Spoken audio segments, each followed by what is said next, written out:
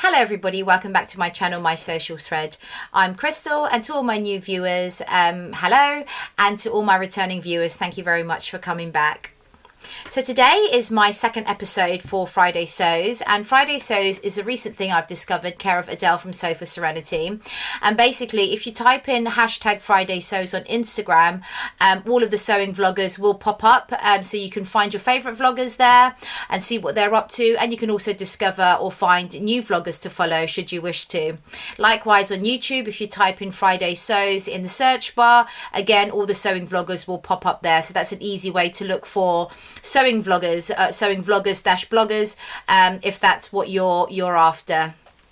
So this vlog today is going to be about what I've been up to over this past week sewing wise, and I think the main news that I'd like to share with you is that I have been selected as one of the bloggers for Jenny Stitches fabrics, which is amazing. As most of you know, I only started vlogging the last week of January, and it's only sort of the second week or third week now of March. So I am very, very new to all of this blogging scenario scene.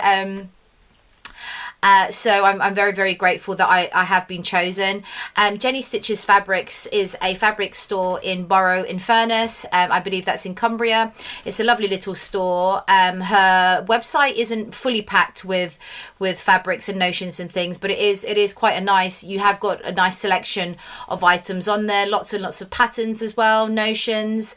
And also most of her fabrics, where I found these fabrics in other places, Jenny Stitches always seems to have the lowest price for that same fabric, which is excellent. Jenny started the shop, well, she initially started off as a chartered accountant. She's a chartered accountant, and I believe she was working as such for a while until the children came along, and I think maybe she went back after she had the children, but then after a while she decided she no longer wanted to do that kind of job, and so she opened up a market stall selling fabric, and that then went on to her opening her store, which is the current store now, which is amazing. And just to say thank you very much, Jenny, for choosing me as one of your bloggers. I'm in amazing company, because one of the vloggers, I say vloggers and bloggers, I'm going to use that interchangeably. One of the vloggers slash bloggers is Rachel from Stitched Up, which I know most of you will know. Most of you will know in the sewing community, she's one of the huge names. Again, you've got Judy from Running So and So. We've got so many other lovely vloggers that I'm in this group with, and I'll link everybody's name down below. We've got engineers, we've got a soprano singer, we've got a Tilly and the Buttons model, a teacher, a nurse practitioner, another lady that's got lots and lots of degrees. So it's like a wide variety of sewists that have all come together, and we are going to be blogging for Jenny on a monthly basis. And basically what that entails is Jenny will gift each one of us pattern of our choice, along with the fabric and the notions, which is sort of the buttons, the zips, interfacing, threads, buttons, that sort of thing. So we will choose the project we want to do, choose the fabric and the notions that we would like from her shop, obviously, and she will send that to us. Upon receipt of that, we then have 4 weeks to make up to 4 weeks to make up that garment, and then produce a blog and a vlog with photos of our make for Jenny Stitches Fabrics, which is amazing. I have already submitted my request for my first project, so I am just waiting for that to arrive, and when that does arrive, then I will hopefully be able to share that with you. I will have to check with Jenny first whether we can share it before the blog comes out or not. I'm not sure how she will work things in that regard. So that's the big news. So I'm very happy about that. My first sort of blogging job, brand ambassador job, as it were. So I'm very happy about that.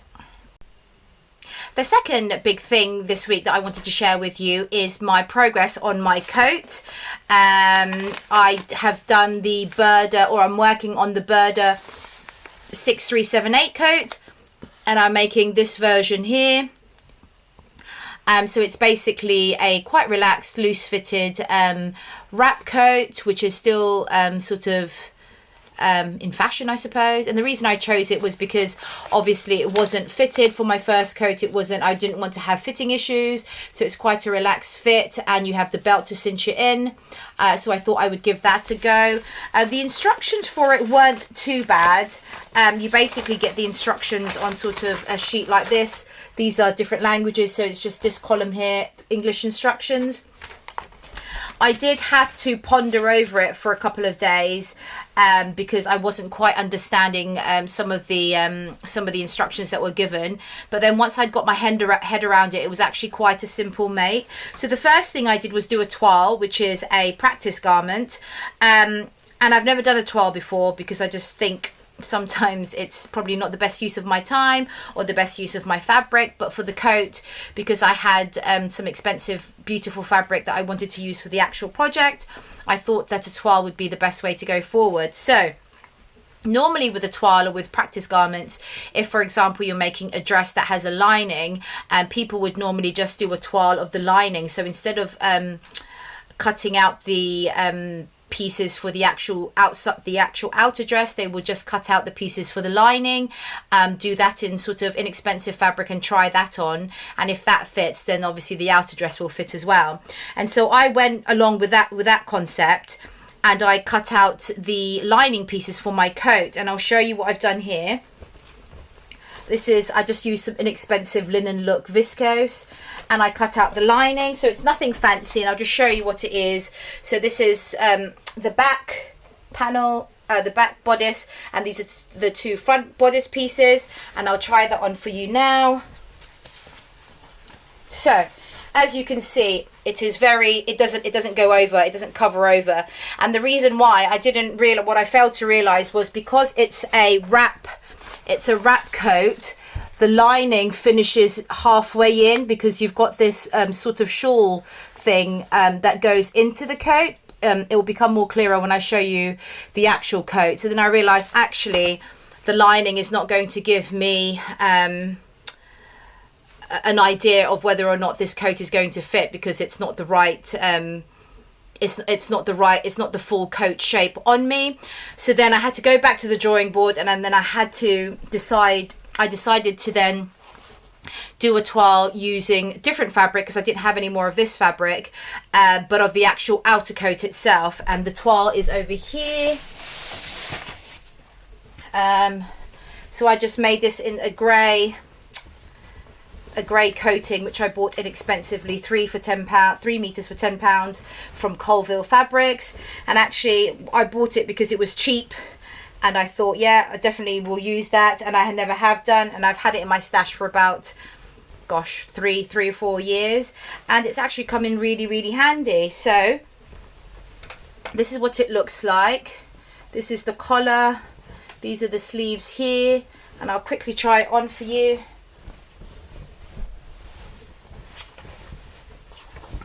Right, so obviously it's not pressed or anything because it was just a practice garment. So this is sort of the top half of the coat, and you can see the sleeves are huge, the shoulders are really big, everything is just super, super big. So when I looked at the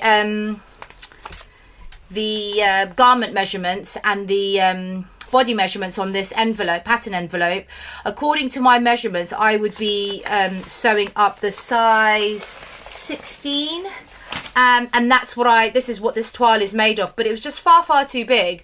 And I thought, let me get one of my ready-to-wear coats, and I measured that against this, and it was huge. So what I did instead is that I looked at the other the smaller size of the coat, and in the end I ended up doing the smallest size, which was the size 10 of the coat, and that fitted perfectly. And the reason I chose the smallest size is because I put the measurements of the coat, and I traced it on top of I compared it to my ready-to-wear coat, and that was pretty much a bang-on size, so I went for the size 10 instead. So I did make a toile again in the 10. I just then went on to make the cut out the real fabric and make the real coat out of the size 10 pattern pieces. And I'll just take this off, bear with me. And the coat is, I don't know if you remember the fabric that I chose, but it was the lilac-y 100% herringbone wool ex Ted Baker from Rainbow Fabrics Kilburn. And I will show you the coat here. Ta-da! So this is the coat. That's the inner facing here. This is the beautiful lining, the Peter Horton Pima Cotton Lawn from Fabwork Mills. The sleeves. Collar, I don't know if you can see everything. I've got the tie belt here, and I will put it on. And I can show you. So here is the coat, and I'm just going to tie it up. And as you can see, the shoulders are lovely and square on my shoulders. The collar is quite nice. I haven't yet hemmed it, so that still needs to be hemmed, and you can see the beautiful lining in there, so that needs to be hemmed at the top, at the cuffs, at the sleeves. And if I just stand up here, you can see the lovely pockets. One pocket there, one pocket there, and I've added some belt loops myself, and the lovely tie there. Also, the hem at the bottom I haven't yet done, so I have to just hand stitch that together. And that is my lovely coat. So I'm very, very excited about that. It's really nice. I really like it. It's a good fit for a sort of non-fitted coat. I can probably turn around as well. See the coat. And there you go. So that's my first ever coat that I've made, lined. And I'm really happy. I especially love sort of how that fabric coordinates with that wool very nicely. I have also bought a wire chain. Where is that? As a hook, you know, to hang up the coat. And I can't find it. I'm sure I'll find it later on. So I'm going to hand stitch that on there. I've also bought some leather labels that say handmade, which I believe I bought from Little Rosy Cheeks, and that's coming. So I'm going to sew that on, and then I have to hem the bottom and hem the sleeves as well. With regards to the pressing of it, I did use my clapper, my wooden clapper by Millwoods, and I think it's quite nice because you don't really get the sort of the bouncy edges which you would normally get from just pressing it by itself. And I'll show you the seams and the arms. So it's very, very flat seams. Let me just show you the side seams as well. It's all like a really nice flat seam, and no bouncy seams, which is great. So that is because I used the Millwoods clapper, I believe. That really helped. So what I did is I just used a piece of cotton on top of the wool as I was ironing, so not to burn or scorch the fabric. And then as soon as I took the iron off, I would put this on top of the seam and allow the seam to cool and set. And then when I removed that, the seam was actually quite flat, which was nice. I think what I will do next time is I did line it obviously with the Pima Cotton Lawn, and I also did the arms with the Pima Cotton Lawn, but it is a bit difficult to get in the sense that it's not slippery to get into. So normally a coat would be lined with sort of a slippery lining material, and they're quite inexpensive to buy, but I wanted to go for obviously the nice looking lining. And then I realized nobody actually sees the arm lining anyway. So the next time I do it, I will still choose a pretty sort of cotton lawn, or like a satin or something that's pretty, so you can see it from the inside. But I will just do the front bodice and the back bodice. But the arms, I will definitely go for some slippery lining, so it's easy to get your arm in and out of it, basically. Also, what else can can I say about it? Yeah, so it's a really nice coat and I'm really happy with it, but I think the next time round I would love to do something with a bit more detail and a bit more fitted, just to again extend my skills and to have a more fitted coat. So this is like a lovely, I wouldn't say a casual coat, but I would say it's kind of like, it's a nice coat, but it's just not a fitted coat. But hopefully I'd like to try a fitted coat next time round. Just to say that I am wearing a Mime dress today. No, this is not the Billy. I do have one more Billy that I have shown you, but I haven't yet worn in a vlog. But I thought I shan't wear that today. I will save it for next week's vlog. But today I'm wearing a Sew Over It Kate dress. This is quite old. This is probably like a 3-year-old dress. It's in a navy large gingham from Minerva Crafts. And this is a Sew Over It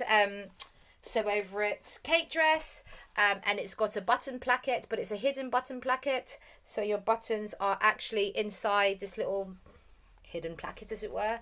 Sorry, I am a bit I've had a big dinner today. So you've got the short sleeves, you've got some bust darts here on the side, and then it is quite a fitted bodice. Well, for me, it's quite a fitted bodice, and the skirt is like a 6-panel skirt. So you've got 3 panels at the front, 3 panels at the back, and then I added these pockets were from the Mega Nielsen Matilda, which I've just added on because I quite like those pockets. And then you've got a really long invisible zip at the side there. And yeah, so the next thing that I've been up to is I have recorded my So Frugal vlog, and that's due to be released on the 20th, which is this coming Sunday, so please look out for that. I went for a slightly different take on things. So what I've decided to do, I think I got a bit confused because there's so many challenges, sewing challenges happening in March. So you've got the Sew Yellow Ferendo, and then you've got the Sew Recreate the Look 22, and then the So Frugal 22. I've kind of amalgamated the So Frugal challenge with the Sew Recreate the Look, in that I have chosen sort of ready to wear garments and garments from movies, and then found a free pattern for those to recreate that look. But anyway, that will all be explained, and you can all watch that in all its glory on Sunday the 20th. So that will be coming up on that date. I've already scheduled for it to be released on that date. The next thing that I've been up to is the Sew Yellow Ferendo challenge. I am making a yellow dress for that, and I have shown it to you before. It's the Adeline wrap top and dress, and that's from Forget Me Not Patterns. And what I did forget to mention is that this was a gifted pattern, and it was gifted to me obviously by Jo from Forget Me Not Patterns.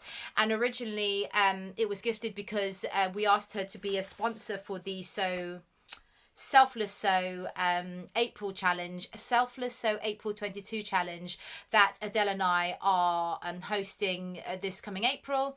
And she said that she doesn't really sponsor challenges unless it involves her pattern in some way. And we thought, well, we could involve your pattern, that's not a problem. And so she gifted myself a pattern. The Adeline dress is what I chose, and also Adele chose the Lola top, and I think it's a dress as well. So we each got those patterns for free, and we will be using it. I will be using mine to make a dress for my daughter for Selfless So April 22 for next month. But also I decided to use this pattern for my Sew Yellow Ferendo entry as well. I haven't yet started on it, but I have cut out the pieces. So this is the yellow linen, cotton linen polka dot that I got from Lamati Fabrics a couple of years ago, and that's just the pocket bags there. So I have been really busy and I haven't yet started that, but I'm hoping I will finish my coat this weekend. Oh, and I found the little hooks for my I'm going to sew that onto my facing of my coat, and that will be used to hang the coat up. So I'm hoping to finish that this weekend, and then I can make a start on my Sew Yellow Ferendo dress next week. That will probably take me a couple of evenings, and then I still have to start on my Lyra dress, which I'm making for Sew Recreate the Look. So I've washed that fabric now as well, so that's ready to be cut out. And so that's that. In terms of, I also have bought some fabrics as well since I last saw you. Fabric Godmother had a sale on, and why did they have a sale? I think it was just like a sale that they had on, and I did buy a couple of bits. So the first thing I bought was some cotton linen mix, and I got it in a rust colorway. But it's almost, I think sometimes they call this like a brick red, so it's more reddy than rust, but it's not like bright red. So this is the fabric that I'm going to use for my daughter to make the Adeline wrap dress for April. For the I'm getting all confused now with all these challenges, for the Selfless Sew April 22 challenge. And I also bought the same cotton linen fabric in the navy because I actually want an Adeline wrap dress as well in the navy. And if you look at their photos online, the model there is modeling the dress in a navy linen, and it looks really, really nice, and you can really see the pleats at the back of the front, which is sort of the detail that sets the dress apart from other dresses, in my opinion. I also got, so that was 3 meters each of that cotton linen. I also got some lovely jersey fabric. I think it's a tencel jersey, viscose jersey, and it's in a light baby pink background with like gold brushstroke splodges. And it almost looks like an animal print, so it could be an animal print, but it's lovely. So that's lovely and drapey, lovely stretch. And I'm planning to make with this, not a Billy, you'll be surprised, and not a Lyra, but I'm going to make just some everyday tops that I can wear at home, and also some nice tops to vlog in. So I'm showing you different things. And I'm going to make the Tilly and the Buttons Freya top, and it's from her stretch book, Tilly and the Buttons Stretch. And I'm going to make, so this is the dress version, so I'm going to cut it here and make it a top with the cowl neck, which I quite like the cowl neck actually. So I'm doing that in this lovely, as I said, this fabric that I got from Fabric Godmother. On top of that, I did also buy some bits from Rainbow Fabric Kilburn because they were doing 25% off, I think. So I got some bits from there as well. The first thing I got was 2 meters of this lovely Ponte Roma. I think I am liking animal print, but this is again another animal print. So Ponte Roma, and the background is kind of like a very light blush pink taupey colour. Probably more taupe than blush pink, but I think on the camera it's looking a bit pinky. And then it's like an animal print, and it's a Ponte Roma, which is a thick knit fabric. But what I forgot to, what I didn't realise, well I did realise, but I forgot that Ponte Roma is nice, and it's a thicker jersey, which I like because I'm quite a cold person. Not like cold-hearted or anything. I'm quite, I feel the cold, so I always like to be wrapped up warm. And I quite like Ponte Roma for tops because it is warmer. But the one thing that Ponte Roma isn't is it isn't super stretchy. So it's less stretchy than a viscose jersey or a cotton jersey. But I'll just maybe size up a bit on the Freya top, so it's comfortable and it's not too restrictive. So that's that fabric from Rainbow Fabrics Kilburn, and I think this was like $4.99 a meter, which is like a bargain.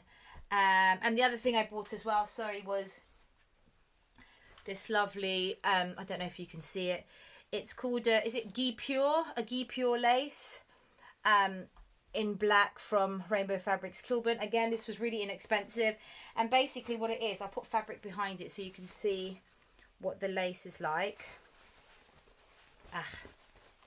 Don't know if you can see what the lace is like there.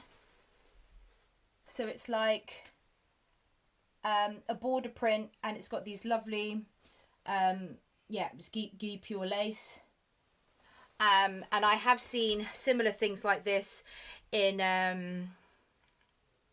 on the high street, and I'm planning to make a dress to wear for a wedding. I wasn't going to use the pink, although the pink looks nice in the back of that, I think, but I'm going to use a champagne color, or like a darker pink, like a dusky pink or a champagne color to go behind the lace to make the basis of the dress. And this is just inexpensive lining material, which I used to line my Eve wrap dress, my ball gown Eve wrap dress. So this would actually work, but what I actually had in mind was buying some, is it satin? No, not Duchess satin. A fabric, it's a similar fabric, but it's like a shiny satiny fabric from Minerva Crafts. And it looks like an expensive fabric, but actually it was like $3.99 a meter. I haven't yet bought it, but I'm just choosing between the colors, whether to go for a champagne or for a dusky pink.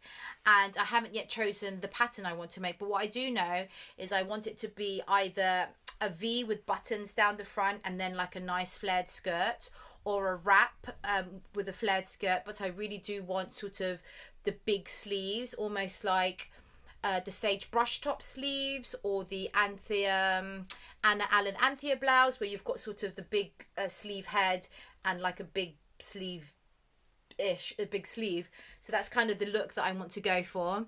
So I'll keep you updated on that. And the last thing I wanted to share with you is a new pattern that I haven't yet showed you. And it's this pattern here, the high cuff sweater from the Assembly line. I've never bought from them before. I have heard of them and I have seen them on Instagram, but nothing's really captured me enough to make me want to go and buy anything. But I noticed this pattern on Adele's vlog, and I thought it's a very unique sweater in the sense that, I mean, it is just a straightforward sweater. It's got drop shoulders there, and it's got the hemband and the cuffs and a neckband.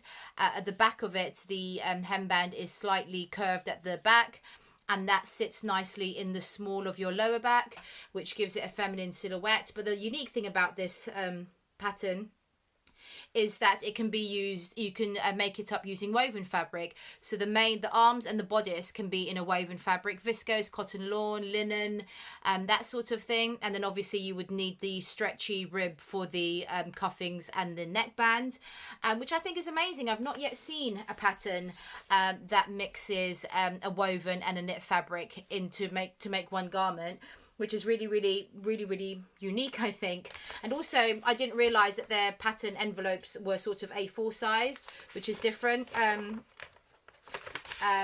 the instructions again is a printed A4 instruction booklet. So that's nice. And the fabric I've chosen to make up my first one of that is just some lovely, it's like a teal coloured floral viscose. It's a bit creased because I have just washed it, and I do have quite a lot of this here. I've got 4 meters of this because originally I was going to make the is it Friday Pattern Company? Yep, the Wilder gown, which I never did go ahead to make, but it will be on I'll hopefully make it at some point. So I've got a lot of that, and this was inexpensive from Etsy, and I thought it would be quite nice to add some contrasting ribbing in sort of a wine colour. So I don't know, I quite like that. I don't know, it might not be everybody's taste, but I think if I have the cuffs, the hem and the neckband in sort of that wine colour, and then I have the teal floral in like a blousey effect using the high cuff sweater pattern, I think that will look really nice. So yeah, that's it from me this week. Hopefully next week, and so episode 3 of Friday Sews, I'll be able to show you my finished Adeline wrap dress for my Sew Yellow for Endo entry, and also my Lyra dress for my Sew Recreate the Look 22 entry. Hopefully that'll be all finished for next week. Also, I'm hoping to finish off just the hemming of my coat, which I've now put on my mannequin at the back there. Lastly, just a reminder again that my Sew Frugal 22 vlog is coming out this Sunday the 20th, so please look out for that. And again, thank you so much for everybody that has subscribed. Again, since my last vlog, I think I've had another 100 subscribers over the past week, so thank you very much. If you do like the content of my vlogs, please do consider clicking the like button and subscribing. And if you would like to comment below if you have any questions or any comments, thank you very much. Or you can contact contact me on Instagram at my social thread. So yeah, March is very, very busy. April, not so busy, but then I have booked quite a few collaborations with other vloggers. Basically, we're just going to choose a pattern together and make that pattern. I think it's a simple sort of collaboration, but I think it's great in the sense that, there's obviously just the one pattern, but it's lovely seeing how that pattern can be made up according to the different fabric choices or the hacks that, people do, invariably do with them. And it's just nice to see how two people's takes on the same pattern. So we've got lots of that coming up. Watch this space. Thank you again for watching, and goodbye. Bye-bye.